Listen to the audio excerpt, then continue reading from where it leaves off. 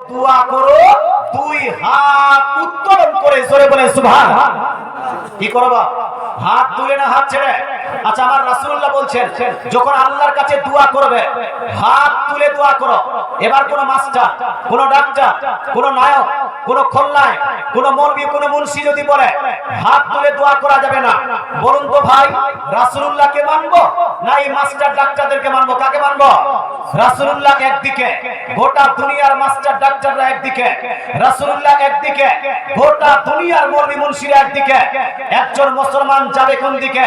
তো মুসলমানদের স্লোগান হবে দয়ার নবী যেই দিকে আমরা আছি সেই দিকে, কোরআন হাদিস যেই দিকে আমরা আছি সেই দিকে। সুন্নি মুসলমান পৃথিবীর মধ্যে 73টি ফিরকা, এই 73টি ফিরকার মধ্যে একমাত্র সুন্নি মুসলমানরাই সঠিকভাবে কোরআন হাদিস ফলো করে, বাকি কেউ ফলো ঠিকভাবে করে না। তবে আমাদের এই সুন্নিদেরকে বুঝতে হবে, কোরআন হাদিস পড়তে হবে। না পড়ে কেউ যদি বলে বেদাত বেদাত বেদাত, বেদাত বলাটা সহজ বা, কিন্তু পড়াশোনা করাটা কঠিন কাজ না। বেদাত বলতে গেলে পড়াশোনা করার দরকার পড়ে না, কিন্তু যখন দলিল খুঁজবে তখন পড়াশোনা করার দরকার আছে কি নাই? আছে। আল্লাহ তাআলা রাসূল বলছেন তোমরা যখন আল্লাহর কাছে দোয়া করবে, দোয়া করো দুই হাত উত্তোলন করে, ওয়ালা তাসআলু বিসুহুরিহা, আর এই রকম উল্টো ভাবে দোয়া করো না। ফাইদা ফারাতুম ফামসাহু বিহা ওয়াজুহাকুম, আর যখন দোয়া সমাপ্ত করবে এই উত্তোলিত হাত দিয়ে নিজের মুখমণ্ডলকে বুলিয়ে নিবে, জোরে বলে সুবহানাল্লাহ। আর এখান থেকে বোঝা গেল দোয়া করার পদ্ধতি রাসূলুল্লাহ দিয়েছেন ভিতর দিক থেকে, এই রকম উল্টো হাতে দোয়া করা যাবে না। আর দোয়া করার শেষে এই উত্তোলিত হাত দিয়ে নিজের মুখমণ্ডলকে বুলিয়ে নিতে হবে। বাংলাদেশে অনেকগুলো বক্তা বলে হাত দিয়ে মুখমণ্ডল বুলানো যাবে না, ওই বক্তা একদিকে, আমার রাসূলুল্লাহ একদিকে, সুন্নিরা বলে দয়ার নবী যেই দিকে আমরা আছি সেই দিকে। কিন্তু ভাই এখানে আরেকটা প্রশ্ন, আল্লাহ তাআলা রাসূল হাত তুলে দোয়া তো করতে বলেছেন, কিন্তু ভাই সম্মিলিত মুনাজাত, একসঙ্গে মুনাজাত, দলবদ্ধভাবে দোয়া, এই দোয়াটা করা যাবে কিনা? অনেকগুলো জায়গাতে আমরা মিলাদ করি, আমরা ফাতিহা করি, আমরা 40টা চারণ করি, বাপ মা মরে গেলে তার জন্য সাদকা খায়রাত করি। মানুষ মরে গেলে তার সম্পর্কটা একজন শেষ হয়ে যায় না। মানুষ যে মরে গেছে, মৃত হয়ে গেছে, তার জন্য আপনি দান সাদকা খায়রাত করলে এটা আপনার নেকি হবে। আপনি যদি তার জন্য খাবারের আয়োজন করেন এই নেকিটা তার কাছে পৌঁছে যাবে। আপনি যদি ওই মৃত ব্যক্তির জন্য কোরআন তেলাওয়াত করেন, কোরআন তেলাওয়াতের নেকি তার কাছে পৌঁছে যাবে। আপনি যদি মৃত ব্যক্তির জন্য আজকের জালসাতে দান সাদকা খায়রাত করেন, তাহলে এই দান সাদকা খায়রাতের নেকি মৃত ব্যক্তির কাছে পৌঁছে যাবে। তদ্রূপ কোন ব্যক্তি যদি ওই মৃত ব্যক্তির জন্য একটা মসজিদ দান করে, একটা মাদ্রাসায় দান করে, কেউ যদি কুয়া খনন করে দেয়, কেউ যদি টিউবওয়েল লাগিয়ে দেয়, কেউ যদি কোনো নেক কাজ করে, এই সমস্ত নেক কাজের নেকি মৃত ব্যক্তির কাছে পৌঁছে যাবে। এই জন্য তো আমরা মিলাদ করি, এই জন্য আমরা ফাতিহা করি, এই জন্য আমরা ইসারে সওয়াব করি, এই জন্য আমরা কবর জিয়ারত করি। একবার দরুদ শরীফ পড়ুন, আল্লাহুম্মা সাইয়্যিদিনা ওয়া আলা আলি سيدنا مولانا محمد صلى على محمد صلى على محمد हर दम ज़ुबान से निकलो पाक नबी मोहम्मद हर दम ज़ुबान से निकलो शफीआना मोहम्मद সাল্লাল্লাহু তাআলা আলাইহি ওয়াসাল্লাম।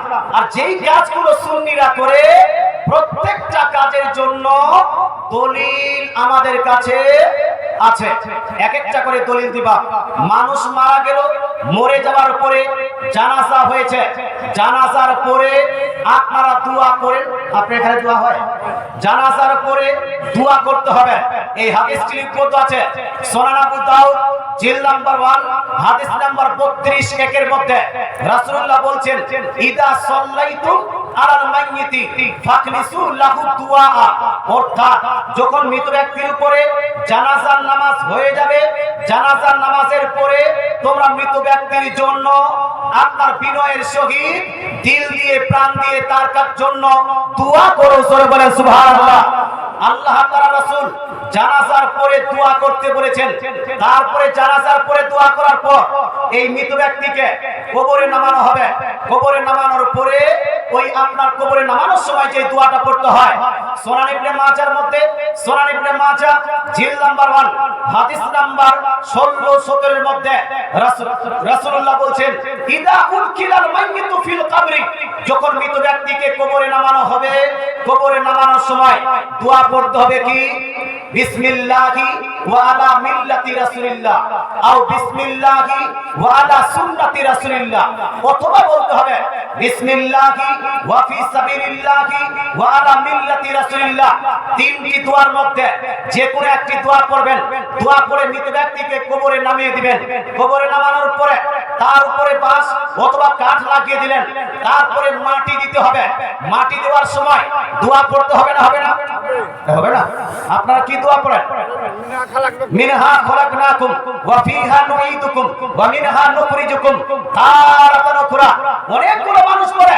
এই দোয়ার কোনো দলিল নাই, এই দোয়ার কোনো হাদিস নাই, না জাল হাদিস, না সহিহ হাদিস, না সহিহ হাদিস, কোনোই হাদিস নাই। মুসলমান, এটা কিছু মানুষের ধারণা হতে পারে, কিন্তু সুন্নিরা এই দোয়া পড়ে কি পড়ে না? পড়ে না? পড়ে। মুসলমান, আজকে অনেকগুলো মানুষ ইউটিউব দেখছেন। ইউটিউবে যখন আপনারা ওয়াজ শুনছেন তো বুঝতে পারছেন না কোনটা সুন্নি আর কোনটা ওয়াহাবি, কার ওয়াজ শোনা উচিত, কার ওয়াজ শোনা উচিত নয়। এরকম না বুঝার কারণে সুন্নি বহু ছেলে আমাদের পথভ্রষ্ট হচ্ছে আর আস্তে আস্তে করে সুন্নিয়াতটাকে বাদ দিচ্ছে। তার কারণটা হলো এই যে আমরা অন্য বক্তৃতা শুনে তার কথায় চলার চেষ্টা করি আর সুন্নিদের আলোচনা সঠিকভাবে শুনি না। সুন্নিদের কাছে দলিল সঠিকভাবে পুট করি না, আপনার পেশ করি না। 99% আমাদের যে জালসা হয়, এই জালসাতে যখন দলিল বক্তা আলোচনা করে তখন আমাদেরকে ভালো লাগে, তখন ভালো লাগে। আর মাগে গুগে করলে খুব ভালো বক্তা। মুসলমান, আপনাকে বলতে চাই, আচ্ছা আমি একটা ওয়াজ শোনাচ্ছি আপনাকে। হ্যাঁ শোনাবো, একটা শোনাচ্ছি, কি বলছি। মায়েরকে কবরে রাখতেছি, মায়েরকে কবরে রেখে যখন মাটি দিচ্ছি তখন আমরা পড়ছি মিনহা খলাকনাকুম ওয়া ফিহা নুঈদুকুম ওয়া মিনহা নুখরিজুকুম তারাতান উখরা। এর কোন দলিল পৃথিবীর বুকে একটা সহিহ হাদিসেও নাই, সহিহ হাদিসেও নাই, জাল হাদিসেও নাই। হুজুর তৈরি করে রেখেছে সমাজে, হুজুর সমাজে তৈরি করে রেখেছে। বুঝতে পারলেন না? হয়তো আমরা যখন মাইয়াতকে কবরে রাখি, কবরে রাখার পরে দোয়া করি মাটি দেওয়ার সময় মিনহা খলাকনাকুম ওয়া ফিহা নুঈদুকুম ওয়া মিনহা নুখরিজুকুম তারাতান উখরা। এর কোন দলিল পৃথিবীর বুকে একটা সহিহ হাদিসও নাই, সহিহ হাদিসও নাই, জাল হাদিসও নাই। এটা হুজুর তৈরি করে রেখেছে। এই হুজুররা বানিয়ে বানিয়ে মানুষকে শিখিয়েছে। বলুন তো ভাই, এই বক্তার ওয়াজ শোনার পর কোন ব্যক্তি আর মিনহা খলাকনাকুম পাঠ করতে চাইবে? চাইবে না। এই জন্য আমাদের জেনারেল শিক্ষিত ব্যক্তিরা, এডুকেটেড ব্যক্তিরা, এমএ পাস বিএ পাস ব্যক্তিরা দেখছে যে এরা তো বলছে রে যে এখানে কোনো হাদিসই নাই, জাল হাদিস পর্যন্ত নাই, তাহলে এটা পড়বো কেন? তারপরে আস্তে আস্তে আস্তে আস্তে আমাদের গ্রামের ছেলেরা এই ফারাজিতে পরিণত হচ্ছে। মুসলমান, আপনাকে বলতে চাই, আমাদের আহলে সুন্নাত ওয়াল জামাতের যত কাজ, একটাও কাজ এমন নাই যার কোনো দলিল নাই। প্রত্যেকটা কাজে দলিল আছে। জোরে বলে সুবহানাল্লাহ। দলিল আছে, কিন্তু দলিল দেখার জন্য পড়াশোনা লাগে। এই মৌলবীরা তো পড়াশোনা করেনি। মুসলমান পড়াশোনা করলে অবশ্যই দলিল পেত। এবার আপনি বলেন হুজুর আমাদের দলিলটা কোথায়? আসুন দলিলটা পেশ করি। বিশ্বের মধ্যে একটা হাদিসের কিতাব, যে কিতাবের নাম হলো মুসনাদে আহমদ। এটার রাইটার হলো ইমাম আহমদ বিন হাম্বল। ইমাম বুখারীর থেকে বড় ইমাম, ইমাম মুসলিমের থেকে বড় ইমাম, ইমাম তিরমিজির থেকে বড় ইমাম, ইমাম নাসাঈর থেকে বড় ইমাম, ইমাম আহমদ বিন হাম্বল 10 লাখ হাদিসের উপর গবেষণা করে হাদিসের কিতাবটি লিপিবদ্ধ করেছেন মুসনাদে আহমদের মধ্যে। হাদিসটি লিপিবদ্ধ আছে এইভাবে, মুসনাদে আহমদ হাদিস নাম্বার 22187। কত নাম্বার হাদিস বললাম? 22187 এর মধ্যে রাসূলুল্লাহ সাল্লাল্লাহু আলাইহি ওয়াসাল্লামের প্রসঙ্গে হাদিস লিপিবদ্ধ আছে। আন আবি উমামাতা রাদিয়াল্লাহু তাআলা আনহু قال لما উদিয়াত উম্মু কুলসুম বিনতু রাসূলিল্লাহ সাল্লাল্লাহু তাআলা আলাইহি ওয়াসাল্লাম ফিল কবরি قال রাসূলুল্লাহ সাল্লাল্লাহু তাআলা আলাইহি ওয়াসাল্লাম মিনহা খলাকনাকুম ওয়া ফিহা নুঈদুকুম ওয়া মিনহা নুখরিজুকুম তারাতান উখরা। নবীজির কন্যা কয়টা বা নবীজির বেটি কয়টা? কটা? 5-6টা হবে। চারটি মেয়ে, চারটি কন্যা, হযরতে ফাতিমা, হযরতে উম্মে কুলসুম, হযরতে রুকাইয়া, হযরতে জাইনাব। মুসলমান এর মধ্যে উম্মে কুলসুম রাদিয়াল্লাহু তাআলা আনহা নবীজির আগে ইন্তেকাল করেছেন। নবীজির আগে ইন্তেকাল করেছিলেন। নবীজি নিজেই উম্মে কুলসুম নিজ বেটিকে কবরস্থ করতে গেছেন, মাটি দিতে গেছেন। আবু উমামা সাহাবী বলছেন রাসূলুল্লাহ সাল্লাল্লাহু আলাইহি ওয়াসাল্লামের বেটিকে যখন কবরে নামিয়ে দেওয়া হলো, রাসূলুল্লাহ যখন মাটি দিতে গেলেন, قال রাসূলুল্লাহ পড়লেন মিনহা খলাকনাকুম ওয়া ফিহা নুঈদুকুম ওয়া মিনহা নুখরিজুকুম তারাতান উখরা। জোরে বলেন সুবহানাল্লাহ। আচ্ছা বলেন তো ভাই, আমার নবী এই দোয়া পড়েছেন কি পড়েননি? পড়েছেন কি পড়েননি? হাদিসে আছে কি নাই? কিন্তু এই মৌলবী তো বলছে যার হাদিসও নাই, জয়ীফ হাদিসও নাই, সহিহ হাদিসে না, তার এই মৌলবী হাদিস পড়াশোনা করেছে না। মুসলমান আপনি বলেন হুজুর ঠিক আছে এখানে মিনহা খলাকনাকুম বলেছে। আজকালকার মানুষ যুক্তি দিয়ে ধর্ম চালায়, যুক্তি দিয়ে। জানাজার পরে দোয়া করতে চাও তো বলছে জানাজায় তো দোয়া হয়ে গেল, আর দোয়া করার দরকার কি? বলে কি বলে না? বলে জানাজায় তো দোয়া হয়ে গেল, আর দোয়া করার দরকার কি? মাটি দেওয়ার পরে দোয়া করতে চাইলে বলছে জানাজায় তো দোয়া হয়ে গেছে, আর দোয়া করার দরকার কি? মুসলমান এই জন্য দোয়াটাকে বাদ দেয়। বলুন তো এই যে আপনি বলছেন বা শুনছেন জানাজায় তো দোয়া হয়ে গেছে, আর দোয়া করার দরকার কি? এটা কি দলিল না যুক্তি? দলিল, এটা যুক্তি। মুসলমান কিছু কিছু যুক্তি আছে যেগুলা যুক্তি হলো ভোতরা যুক্তি। ভোতরা বুঝেন আপনারা? ধান কাটতে তো যাচ্ছেন, এখন কইদা না কায়দা কিনে যাচ্ছেন। মুসলমান এখানে কিছু চোখো কায়দা থাকে আর কিছু ভোতরা কায়দা থাকে। এই যে যুক্তিগুলো, এই যুক্তিগুলো হলো ভোতরা যুক্তি। মুসলমান বিশ্বের মধ্যে যতগুলো মানবের আগমন হয়েছে এর মধ্যে সবথেকে জ্ঞানী কে বলতে পারছেন? ডক্টর জাকির নায়েক। কে সবথেকে বেশি জ্ঞানী হলেন আমার রাসূলুল্লাহ। পৃথিবীর মধ্যে যতগুলো শিক্ষিত মানুষ এর মধ্যে সবথেকে শিক্ষিত কে? আমার রাসূলুল্লাহ। পৃথিবীর মধ্যে যতগুলো বিদ্বান ব্যক্তি আছে এর মধ্যে সবথেকে বড় বিদ্বান কে? আমার রাসূলুল্লাহ। পৃথিবীর মধ্যে যতগুলো আক্ষরিক জ্ঞান সম্পন্ন ব্যক্তি আছে এর মধ্যে সবথেকে বেশি আক্ষরিক জ্ঞান সম্পন্ন ব্যক্তি কে? আমার রাসূলুল্লাহ।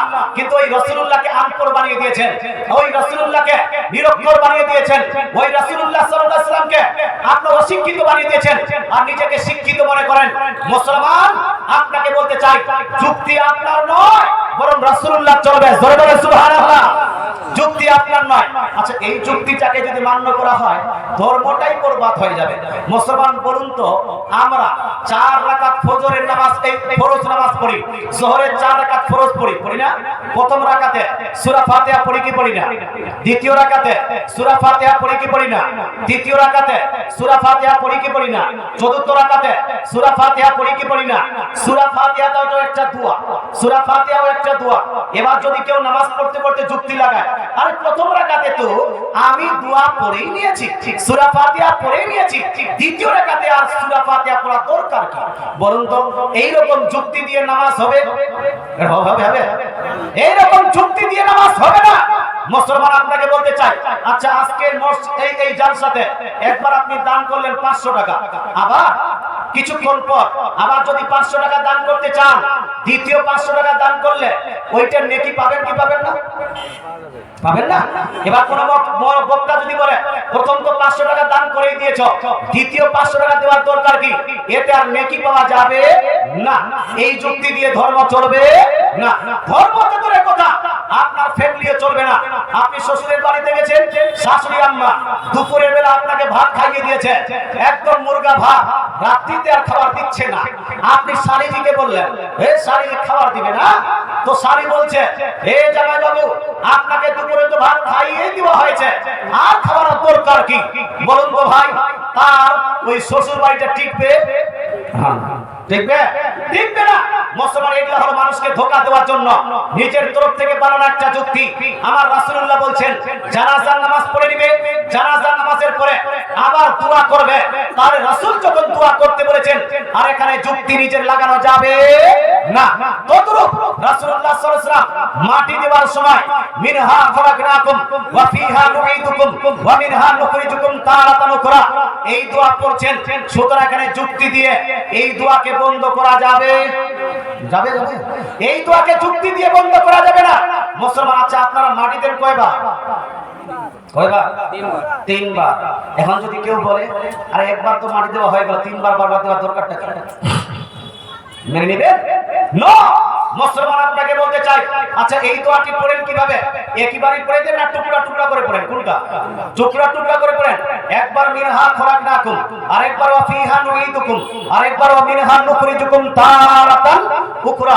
তিনবার যে পড়ছেন, দলিল কোথায়? তিনবার মাটি দেওয়া দলিল কোথায়? দলিলটা নিয়ে নেন। এই হাদিসটি লিপিবদ্ধ আছে বিশ্বের মধ্যে সবথেকে আহলে হাদিস ফারাজিদের কাছে গ্রহণযোগ্য তাফসীরের কিতাব তাফসীর ইবনে কাসির জিলদ নাম্বার 5 পেজ নাম্বার 299 এর মধ্যে। মুসলমান, এটা দেওবন্দি ভাইরা মানে, সুন্নি ভাইরা মানে, আর এটাকে ফারাজি ভাইরা সবথেকে বড় তাফসীরের কিতাব বলে। এই কিতাবের মধ্যে লিপিবদ্ধ আছে আন্না রাসূলুল্লাহ সাল্লাল্লাহু তাআলা আলাইহি ওয়াসাল্লাম হাজারা জানাজাতান। রাসূলুল্লাহ সাল্লাল্লাহু আলাইহি ওয়াসাল্লাম এক সাহাবীর জানাজায় অংশগ্রহণ করলেন। অংশগ্রহণ করার পরে ফালাম্মা তুফিনাল মাইয়িতু ফিল কবরি, যখন মৃত ব্যক্তিকে কবরে রেখে দেওয়া হলো, ফাকাবাসা কাবসাতা মিনাত তুরাব, রাসূলুল্লাহ এক মুষ্টি মাটি নিলেন, ফাআলকাহা ফিল কবরি, সেই মাটিটাকে কবরের উপর রেখে দিলেন। ফাকালা মিনহা খলাকনাকুম, তারপরে রাসূলুল্লাহ বললেন মিনহা খলাকনাকুম সুম্মা আকাদা উখরা ফাকালা ওয়া ফিহা নুঈদুকুম। অতঃপর রাসূলুল্লাহ সাল্লাল্লাহু আলাইহি ওয়াসাল্লাম আরেক মুষ্টি মাটি নিয়ে কবরের উপর রেখে পাঠ করলেন ওয়া ফিহা নুঈদুকুম সুম্মা আকাদা উখরা ফাকালা ওয়া মিনহা নুখরিজুকুম তারাতান উখরা। অতঃপর রাসূলুল্লাহ সাল্লাল্লাহু আলাইহি ওয়াসাল্লাম আরেক মুষ্টি মাটি নিয়ে কবরের উপর রাখলেন আর পাঠ করলেন ওয়া মিনহা নুখরিজুকুম তারাতান উখরা। জোরে বলেন সুবহানাল্লাহ।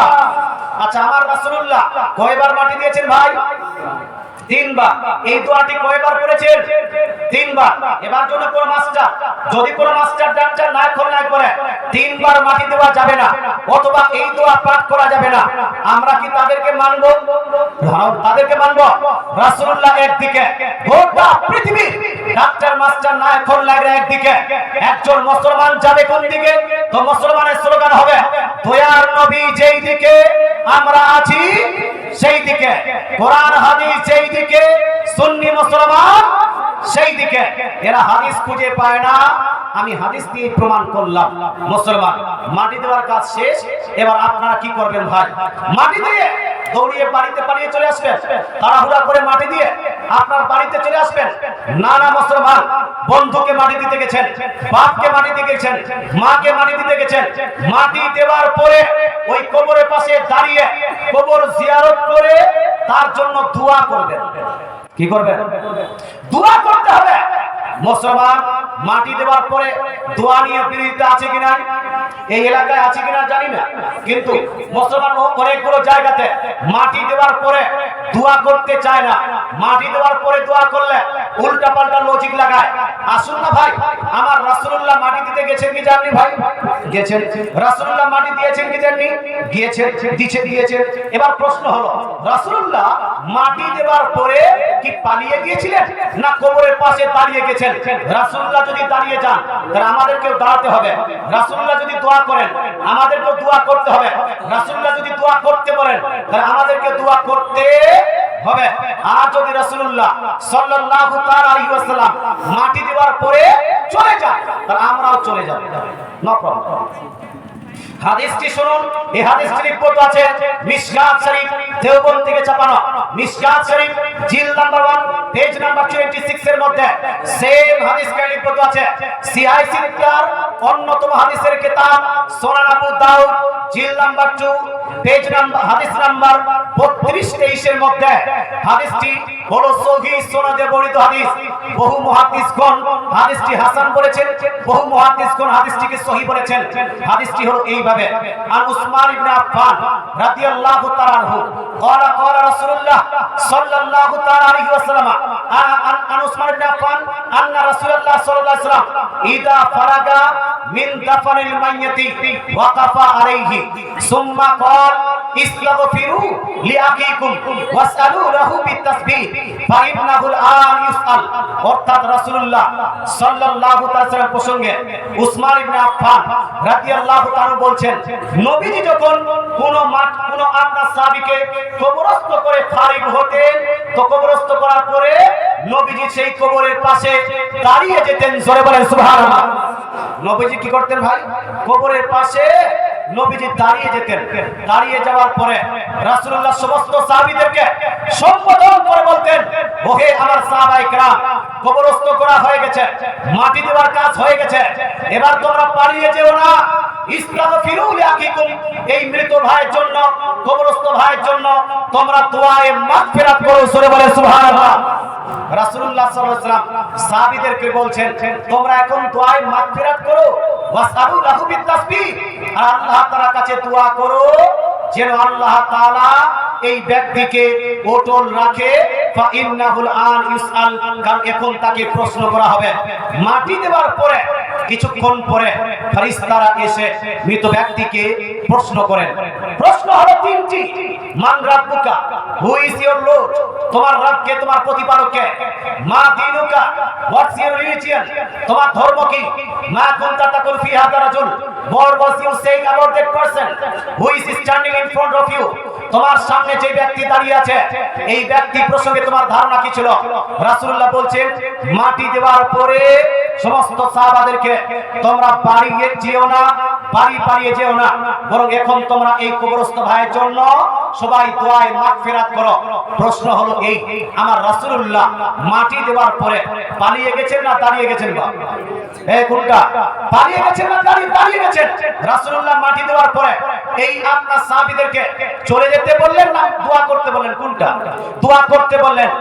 ফাতহুল বারীর মধ্যে লিপিবদ্ধ, আমার রাসূলুল্লাহ মাটি দেওয়ার পরে দুই হাত তুলে কবরবাসীদের জন্য, কবরস্থ ব্যক্তির জন্য দোয়া করেছেন। জোরে বলেন সুবহানাল্লাহ।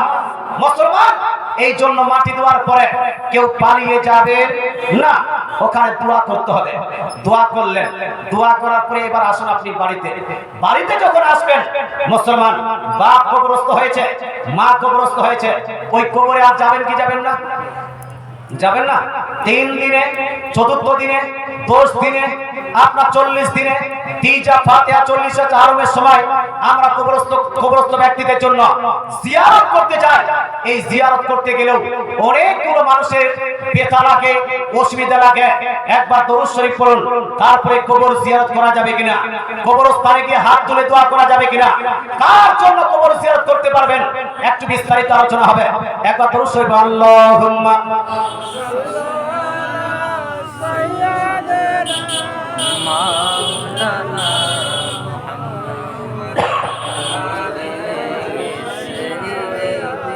ওয়া আলা আলিহি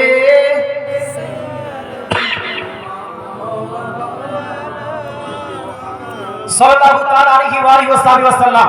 বাড়িতে আসলেন, এবার যদি বাপ মা ইন্তেকাল করে যত পারবেন কবর জিয়ারত করতে ততটা আপনার জন্য লাভ।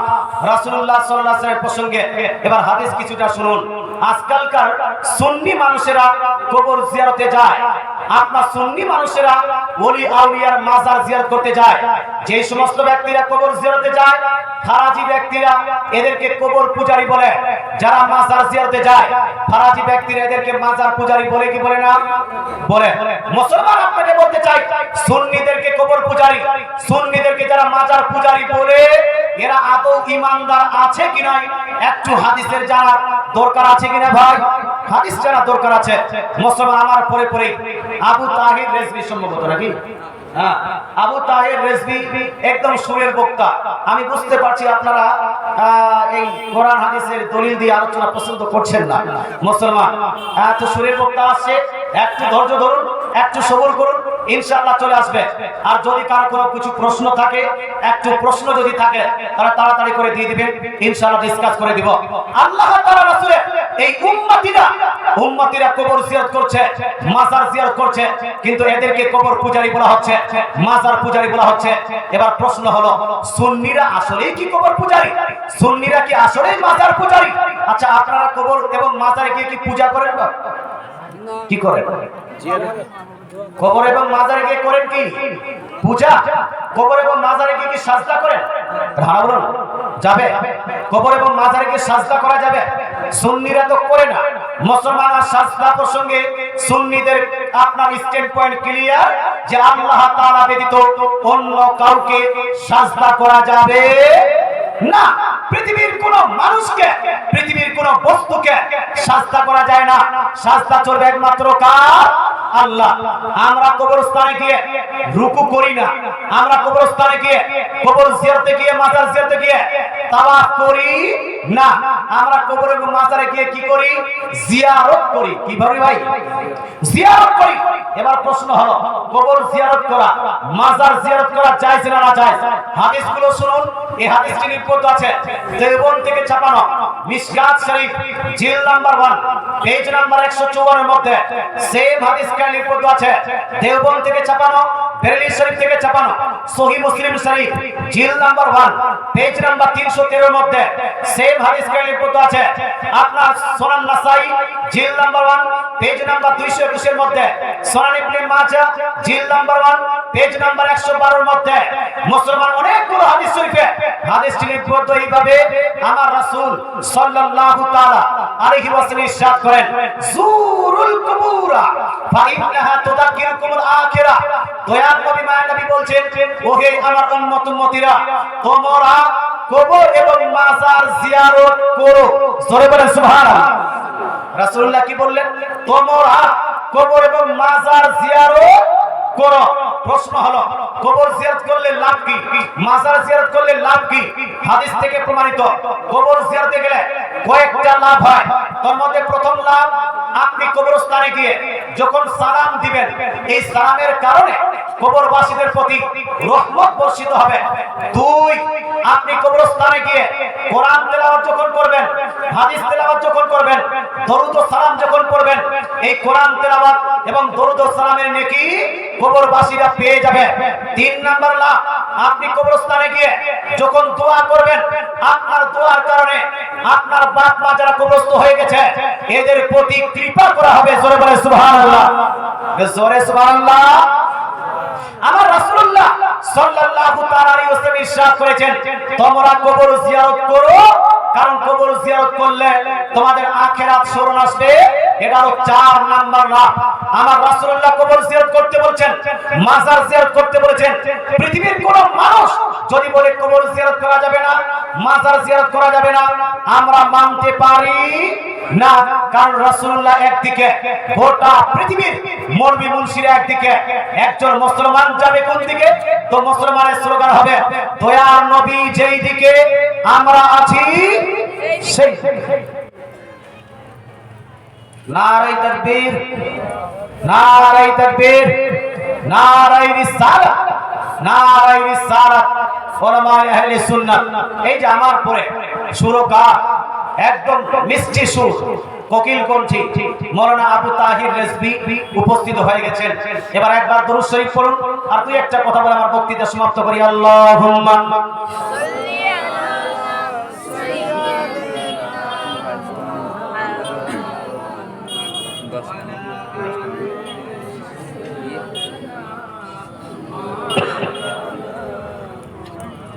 সাল্লাল্লাহু তাআলা আলাইহি ওয়াসাল্লাম। এখানে কিছু প্রশ্ন করেছেন যে নামাজের মধ্যে আমিন শব্দে পাঠ করব না উচ্চ স্বরে পাঠ করব। যখন যেই সমস্ত ব্যক্তিরা নামাজ পড়তে যাবেন, ইমামের পিছনে যারা যারা নামাজ পড়বেন, কিছু নিয়ম পদ্ধতি আমার রাসূলুল্লাহ বলে দিয়েছেন। সেই নিয়ম পদ্ধতি অনুযায়ী নামাজ পড়বেন। কোন মাস্টার ডাক্তার নায়ক খলনায়কের কোথায় নামাজের নিয়ম পদ্ধতি পরিবর্তন করা যাবে? যাবে ভাই? যাবে না। রাসূলুল্লাহ কি নিয়ম শিখিয়েছেন? একটু হাদিস সুনান ইবনে মাজাহ জিলদ নাম্বার 1 পেজ নাম্বার 61 এর মধ্যে দুইটি হাদিস আছে। সুনান নাসাই জিলদ নাম্বার 1 পেজ নাম্বার 93 এর মধ্যে দুইটি হাদিস আছে। সহিহ মুসলিম শরীফের মধ্যে সহিহ সুনাতে বর্ণিত একটি হাদিস আছে। ইমাম এবং মুক্তাদি কোথায় কি করবে, কি আপনার করবে ইমাম, আর কোন কোন কাজ করবে মুক্তাদি, এই প্রসঙ্গে নবীজি বলছেন ইন্নামা জুইলাল ইমাম লিইউতাম্মা বিহি, নিশ্চয়ই ইমাম তৈরি করা হয় তার আনুগত্য, তার অনুসরণ করার জন্য। ইমাম বানানো হয়েছে তার অনুসরণ করার জন্য। ফাইদা কাব্বারা ফাকাব্বিরু, ইমাম যখন তাকবীর দিবে আল্লাহু আকবার, তখন আপনিও তাকবীর বলবেন। ওয়া ইদা ক্বারাআ ফাআনসিতু, আর ইমাম যখন সূরা পাঠ শুরু করবে, সূরা ফাতিহা শুরু করবে, তখন মুক্তাদি, প্রত্যেকটা মুক্তাদি নীরব থাকবে। জোরে বলেন সুবহানাল্লাহ। এটা আমার রাসূলের হাদিস। ইমাম যখন সূরা পাঠ করবে, মুক্তাদি তোমরা নীরব থাকো, চুপ করে থাকো। ওয়া ইদা ক্বালাস গায়রুল মাগদুবি আলাইহিম ওয়ালা দাল্লিন, আর ইমাম যখন গায়রুল মাগদুবি আলাইহিম ওয়ালা দাল্লিন পাঠ করবে, ফাকুলু আমিন, মুক্তাদি তোমরা আমিন বলবে। কি বলবে? আমিন বলবে। ওয়া ইদা রাকা ফারকাউ, ইমাম যখন রুকু করবে, মুক্তাদি তোমরা রুকু করবে, তবে ইমাম রুকু করবে আগে, মুক্তাদি রুকু করবে পরে। ওয়া ইদা ক্বালা সামিআল্লাহু লিমান হামিদা কুলু রাব্বানা লাকাল হামদ, ইমাম যখন সামিআল্লাহু লিমান হামিদা বলবে, মুক্তাদি তোমরা রাব্বানা ওয়া লাকাল হামদ বলবে। এই হাদিসের মধ্যে সহিহ হাদিস, এই হাদিসের মধ্যে স্পষ্ট আল্লাহ তাআলা রাসূল ইমাম এবং মুক্তাদির কাজ তাকসিম করে দিয়েছেন, বিতরণ করে দিয়েছেন। ইমাম তাকবীর বললে মুক্তাদি তাকবীর বলবে। ইমাম যখন সূরা পাঠ করবে, মুক্তাদি নীরব থাকবে। সুতরাং ইমামের পিছনে কোন প্রকার সূরা পাঠ করা যাবে? যাবে। অনেকগুলো মানুষ সূরা ফাতিহা পাঠ করছে, রাসূলুল্লাহ বলছেন যখন সূরা ফাতিহা পাঠ করা হবে, মুক্তাদি তোমরা নীরব থাকবে। যখন গায়রুল মাগদুবি আলাইহিম পর্যন্ত পৌঁছে যাবে, মুক্তাদি তোমরা আমিন বলবে। তবে আস্তে না জোরে। তিরমিজি শরীফের মধ্যে জিলদ নাম্বার 1 পেজ নাম্বার আপনার 34 এর মধ্যে রাসূলুল্লাহ সাল্লাল্লাহু আলাইহি ওয়াসাল্লাম সাহাবী বলছেন, রাসূলুল্লাহ সাল্লাল্লাহু আলাইহি ওয়াসাল্লাম আমিন বললেন, ওয়া খাফিযা বিহা সাউতাহু, আর আমিনটা আস্তে বললেন। জোরে বলে সুবহানাল্লাহ। মুস্তাদরাকুল হাকিমের মধ্যে হাদিস নাম্বার 2913 এর মধ্যে লিপিবদ্ধ আছে, আমার রাসূলুল্লাহ সাল্লাল্লাহু তাআলা আলাইহি ওয়াসাল্লাম যখন আমিন বললেন নামাজে, তখন আস্তে বললেন। ইমাম হাকিম বলছেন হাদিসটি বুখারী এবং মুসলিমের শর্ত অনুযায়ী সহিহ, অর্থাৎ সহিহ হাদিস থেকে আমিন আস্তে বলার প্রমাণ। এই জন্য হানাফি সমাজের মানুষ আমরা আমিন আস্তেই বলবো, জোরে পাঠ করা যাবে না।